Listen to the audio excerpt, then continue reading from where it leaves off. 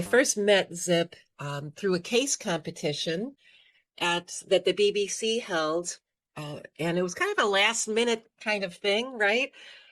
Spring of last year, or was it even fall? It was fall of last year, right? 2022.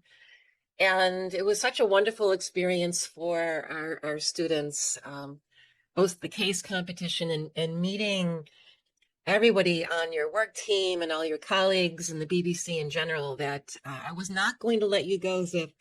You know, you were just so student-centered and so caring about the people involved in a holistic way that I thought you were a wonderful role model, both in a business capacity and on a personal capacity, that I really treasure our relationship, and I thank you for being here. Thank you, Kate. And I'm very glad that you think of me as a friend, because I secretly hope that I can call you a friend as well. So I'm originally from Vietnam, and then I came to the US for school, for college. But through 6 years in school, 4 years of undergrad and then 2 more years in my MBA, I have to say that, it's very rare that you come across someone like Kate, because everything that she said about me, funny enough, that's how I feel about it. I find that your podcast, and there is a question here someplace, but I find that your podcast does deal with empathy in a great way, in a big way. So maybe could you share with us a time where you thought, oh, I should adapt, I should adjust in my communication? Yeah, I think that I learned about empathy through my own experience as well. And it is because there are times when I feel disappointed, or there are times when I feel offended or I feel hurt by someone else's words. And I know that I feel upset. And on the other hand, there are times when I feel happy, when I feel encouraged, when I feel empowered by someone else's words as well. So understanding how I feel, and whether it's a good feeling or whether it's not such a good feeling, it allows me to, number one, like, I want to do more of the things that can make other people feel happy, like how I feel happy, and avoid doing the things that may have caused someone else feel upset, like how I have felt upset. So really tune in my feelings when I communicate with others, and reflect on that. And also, on the other hand, sometimes I may have said something that upset someone else, so if I notice that, I never want to do that again. Or if I say something that I know that, people tell me that I'm inspired by you, or I feel empowered by you, I want to do more of that. So I think that adaptation or adaptability is a very important skill set, not only in communication, but also in life. It doesn't mean that you have to let go of your authentic self, but how can you be better? How can you be your better self? And that allows me to adapt my communication to different people. Let me give you an example. So that's one thing. I think this is actually important for this group as well. I know that there are a lot of times you guys will need to reach out to someone, right? Let's say you have a potential employer that you want to apply to, or someone in a target company that you want to have a conversation with, or you want to have like a coffee chat with someone, and you want to reach out to that person. The mistakes that I see a lot of the students have made is assuming the person they are reaching out to is their friend right from the beginning. And instead of, going with the formal way of reaching out, like how we are taught in school, in school, you are taught to be more formal in writing, right? Versus in real life, it's less formal.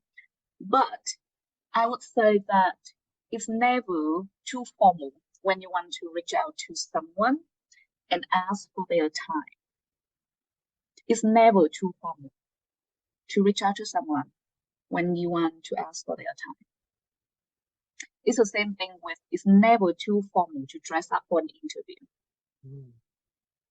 And why I'm saying that is because people come from different cultures, right? So the culture where I'm from, I'm Asian. In Asian culture or in Vietnamese culture, we are very respectful of the elders or people who are more senior than us. In America, it's a lot more flat, right? It's just you and I. So Kate, who is a lot more senior than me, right? But Kate think of me like a friend. And I think that, for the lack of a better word, I also think of her as a friend. But in my mind, there's always this sense of huge respect that I have for Kate.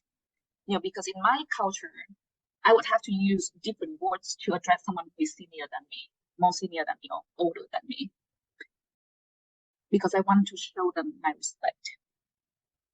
And the mistake that I see a lot of the students have done when they reach out to people who they want to have their time and talk to, but they have not really built that deep connection with that person yet, is starting by saying, hey, or calling or sending a very casual message to someone when you haven't really built that deep connection with that person.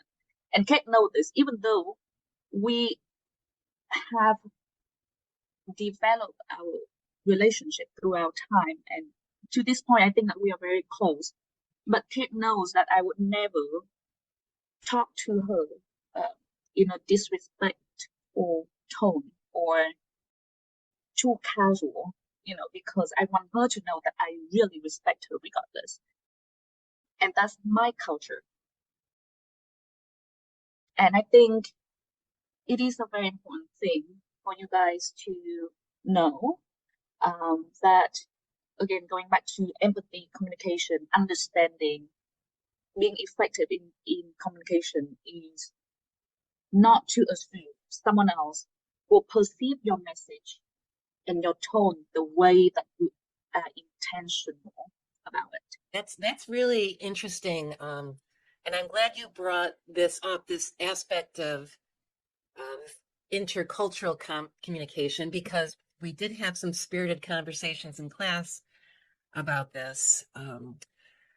This is a two-part question. Perhaps you can talk briefly about your own experience in changing cultures. And I didn't get to talk about or introduce like where you went to undergrad and what kind of intercultural complexities there were at Keuka College, right? Yeah. So I went to Keuka College for my undergrad school. So it's a small school. Some of you may know, some of you may not know. It's upstate New York. It's closer to Canada, and in my mind, I thought I was going to New York City. So I was very naive at that time. But I when I went there, I was the second generation of international student, and in a way, when I was there, it was new. Not many people looked like me. Most of the students there were white, and a lot of, we also, it's a diverse community there. But at that time, I was new, to that culture, and vice versa. So I really like my time there, because it's so different from where I grew up, because I'm from Hanoi. Some of you may know it's the capital of Vietnam. So I'm used to the city, and then when I went to upstate, it was the opposite. It's very quiet, very peaceful, which allow me to really explore myself and try different things. But because it's such a new environment, I have to adapt to the environment, you know. And at the same time, I want to help others to understand my culture or our culture as international student coming from different countries. So I never have this thought in my mind that, oh, like they have to understand me. No.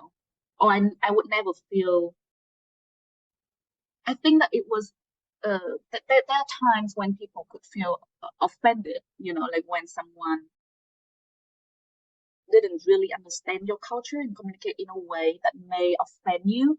But in my mind, I understand that they did not have the exposure that allowed them to understand my culture. So I took it as my responsibility to help educate the student body that in the way that I can control. So what I did was to I founded the international club there so that I can hopefully bridge the gap of the cultural gap of the American students and the international students and bring everyone together. I have a question.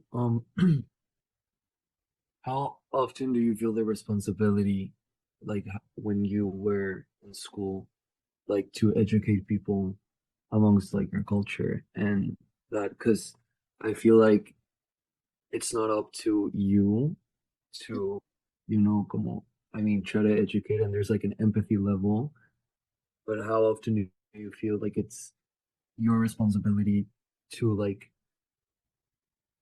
yeah, if it Yeah, makes sense. I get your question and thank you for asking. It's to answer to your question, I always take it on myself when I know something I'm unhappy about. You know, so why I'm saying it is because I never want to think that there's nothing that I can do. And I want to be able to do what I can to help change the things that I'm unhappy about. You know, if we think that our life is dependent on other people, we will live our life feeling unhappy, you know. But in any cases, when I know that I'm unhappy, I would first look inward and see, first of all, is it me or is it something else? You know, did I do something that I could change first? And then secondly, if it is the environment, then how can I make the environment more inclusive for someone like me? How can I create my own culture? You know, how can I set an example and inspire others to bring change with me? That's how you create a movement. You know, and I think that oftentimes we think that there's nothing we can do about something that we are unhappy about. But in my experience, I think that the people who can bring change are the ones who believe that they can.